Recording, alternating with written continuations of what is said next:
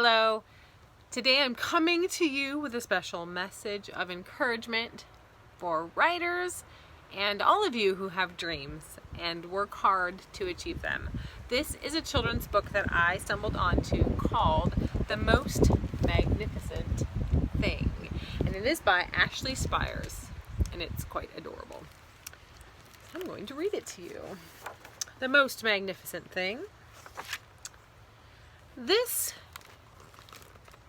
I'll try to read it and show you the pictures. This is a regular girl and her best friend in the whole wide world. They do all kinds of things together. They race, they eat, they explore, they relax. She makes things. He unmakes things. Check him out.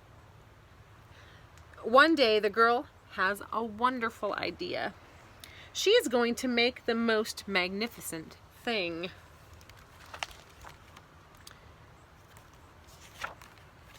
She knows just how it will look. She knows just how it will work. All she has to do is make it, and she makes things all the time. Easy peasy. First, she hires an assistant. Next, they gather supplies. They set up somewhere out of the way and get to work. Look how out of the way they are. Isn't that adorable? I love these illustrations. Let's see who's it illustrated by. It doesn't say. Oh, illustrated by Ashley Spires too. Way to go, Ashley. Okay. The girl tinkers and hammers and measures while her assistant pounces and growls and chews. Let's see, there she is working, and there he is pouncing and growling and chewing. He's so helpful. When she is finished, she steps back to admire her work. She walks around one side. Her assistant examines the other side. It doesn't look right. Her assistant picks it up and gives it a shake. It doesn't feel right either. They are shocked to discover that this thing isn't magnificent or good. It isn't even kind of sort of okay. It is all wrong. The girl tosses it aside and gives it another go. Here she is. She's quite dismayed that the thing is all wrong. She smooths and... Hold on. Did I skip a page? Oh, no. She smooths and wrenches and fiddles. Her assistant circles and tugs and wags. When she is finished, she stands up and takes a long look at it. Her assistant gives it a nudge with his paw. The thing is still wrong. She decides to try again. The girl saws, glues, and adjusts. She stands and examines and stares. She's so puzzled. Oopsie. She twists and tweaks and fastens. She fixes and straightens and studies. She's working so hard. She tries all different ways to make it better. She makes it square. She makes it round. She gives it legs. She adds antennae. She makes it fuzzy. She makes it long, short, rough, smooth, big, small. One even smells of stinky cheese. But none of them are magnificent. Ugh, what is going wrong? Her hard work attracts a few admirers. But they don't understand. They can't see the magnificent thing that she has in her mind. I love how magnificent is all caps up there. She gets mad. Ooh. She's so mad. It's not working. Ever been there? The angrier she gets, the faster she works. She smashes pieces into shapes. She jams parts together. She pummels the little bits in. Her hands feel too big to work, and her brain is too full of all the not right things. If only the thing would just work. Ooh. Crunch! The pain starts in her finger. It rushes up to her brain, and she explodes. It's not her finest moment.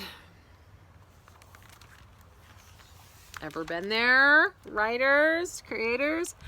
She says, I'm no good at this. I quit.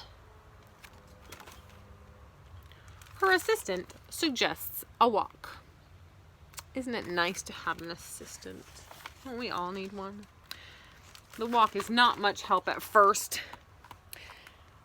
The assistant is pulling her, and then they meet a friend, and the assistant hangs out with the friend, and she starts to smile just a little bit. And then, before long, she starts to feel different. Bit by bit, the mad gets pushed out of her head. She bought a cookie. It helps. As they stroll along, she comes across the first wrong thing she made. The bad feelings are about to start all over again. Then she notices something surprising. You can see how they're all stretched out over both pages. There are some parts of the wrong things that are really quite right. The bolts on one, the shape of another, the wheel to seat ratio of the next. There are all sorts of parts that she likes.